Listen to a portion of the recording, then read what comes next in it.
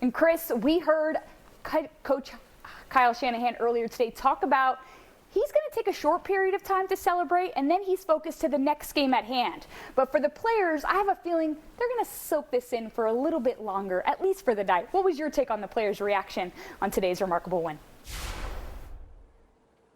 Yeah, Kirsten. Well, the old cliche in all of sports is a 24-hour rule. You've got 24 hours to celebrate this, then it's on to the next one. But I don't even know if they're going to give themselves a full day. We were talking with Jimmy Ward in the locker room afterward, and he said, you guys are asking me all these questions about the game. I can't answer them. I'm already thinking about Philadelphia. We checked in with Charles Omenihu. He said he doesn't really have a whole lot of thoughts on the Eagles yet. He's going to be diving into that film later today. But you were talking about the defense at the start of those highlights, limiting the Cowboys to fewer than 300 yards of total offense, and you showed those 2 interceptions, picking off Dak Prescott twice. He had the game of his life last week in that wild card win over the Buccaneers, but he throws 2 picks today. He had over 300 yards in that win against Tampa Bay just last week, so a completely different story. And Brock Purdy coming away with another win, still undefeated as the starting quarterback, but for the first time since taking over that role, he fails to throw a touchdown, but no need because you got Christian McCaffrey scoring the only touchdown of the day, and then of course you've got Robbie Gould, who we heard a stat in the locker room from another reporter who said that Robbie Gould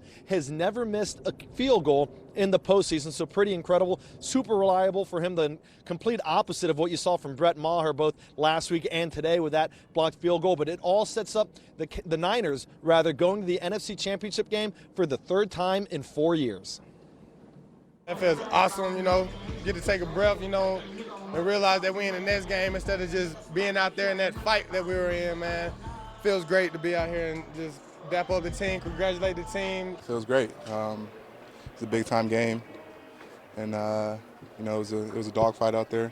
They got a great team, and so it definitely feels good getting this one and keeping our season alive. We talked about before the game, just earning another week with each other, another practice, another walkthrough, and another week, and that's what we did. It feels awesome, They told me earlier, like, oh, it's your 3rd MC. I was like, yeah, it's going to be crazy, this one, but we're just living in the moment.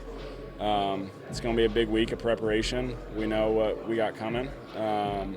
It's just going to be a hostile environment, but we're ready for the challenge, and we're ready to take every day by storm and get it going. A couple of area products right there. You had Pleasant Grove's own Eric Armstead, and then Ross Deli, the pride of Oak Ridge. Dwelly hadn't been active the past couple of playoff games, or the past couple of games rather, but active for this one and involved. Said it felt good to get back in there and be part of the win. It was tough for him to deal with not being on the active roster for the past couple of games, but he felt good being back out there. And you heard him say it, they're focused on next week, going to Philadelphia, taking on the Eagles. They came away with a dominant win over the Giants last night, a 38-7 win in that divisional round for them. At Levi's Stadium, Chris Tavares, Fox 40 News.